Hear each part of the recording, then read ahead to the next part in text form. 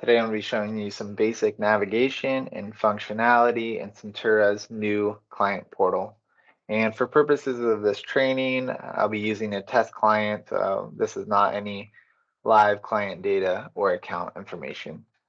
Perfect, so let's jump right in. So as soon as you have access to your client portal, this is the view that you will see. This is the home page for our client portal. On the left-hand side, on the left pane, you'll have really two options, personal finances and document vault. Right now, we're on the personal finances view.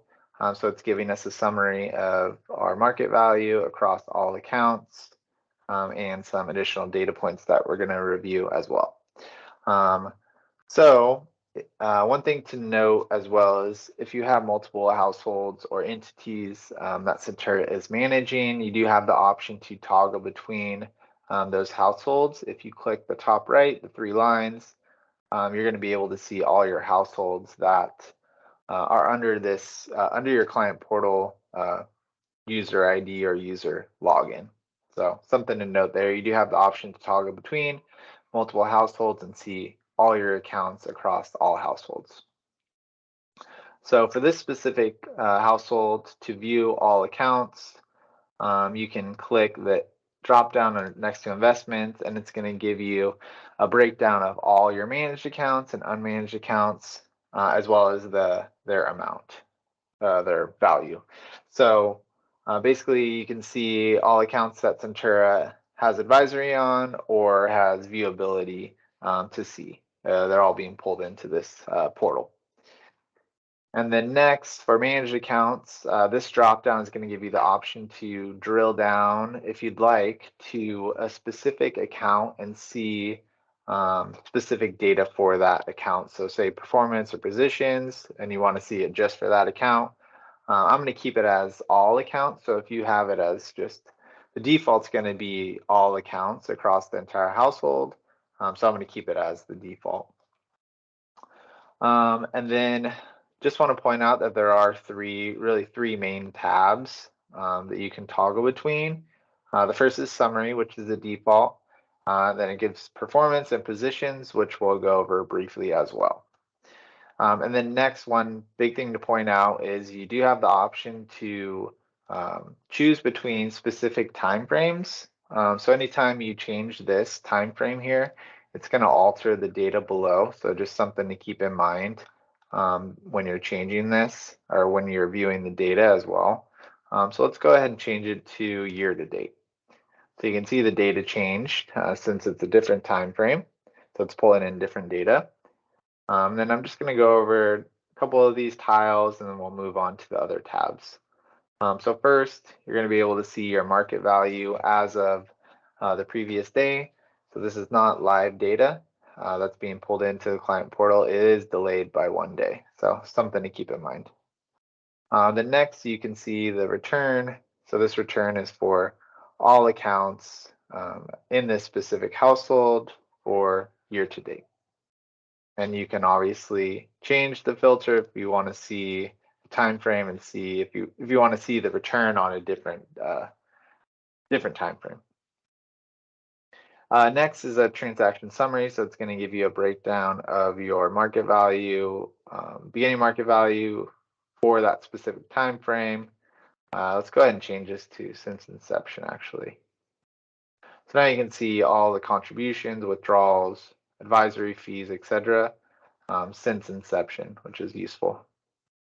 Then this next tile to the right is portfolio value versus net amount invested. So the dark blue line is going to be your net amount invested, so money you've put into your accounts. And then the light blue line is going to be portfolio value, so any change in market value. And then you also have the option on this graph to hover and see those two data points on any specific day as well, which is pretty cool. And then if we scroll down a little bit further, you're going to be able to see your asset category breakdown. So again, this is across all accounts in this specific household. And then you can also see the asset class allocation as well. So I'll give you the market value and the percentage allocation. All right, and then next we're going to move on to this performance tab. So again, we're looking at data across all accounts, not just one specific account here. And then we're going to let's go ahead and look at since inception as well. So this first tab is kind of a repeat of the previous one since we're looking at all accounts. The only difference is it brings in the return as a specific line item versus a different tile. So some repeat information there. Next tile is performance. So again, across all accounts, you can see performance since inception. You can alter this time frame and look at different data for performance. You can also click on this, or not click, but hover on this graph and see performance across all accounts on a specific day. And then if we scroll down a little bit, it's going to break it down even further by account, so which is useful if you just want to look at performance for a specific account during a specific time frame. So for this period column, this is going to pull directly from whatever time frame you chose. So right now it's pulling from since inception. So just keep in mind, you can change this specific column to see different data. Then it's going to give you month to date, quarter to date, year to date, and 1 year performance as well. And then if we want to look at performance on a specific holding, we can drill down on one of these accounts or any of your accounts and see your different holdings in the account, the market value, and then the performance, the returns for that specific holding as well. And then one last thing to point out is if you are interested, you can also compare your performance to benchmarks as well on the bottom. All right, and lastly, we're going to go over the positions tab. So again, we're going to be looking at positions across all accounts, the way I have it filtered, versus just one specific account. And then one thing to point out is you can change the date as well. So if you want to look at how many units or the price of a specific holding that you have, you can change the date up here and look at that information. So let's go ahead and drill down on this revocable trust. So you can see this specific holding here, TDY, the market value as of yesterday, however many units were held in the account, and then the price for that specific holding, and the percentage of the overall account.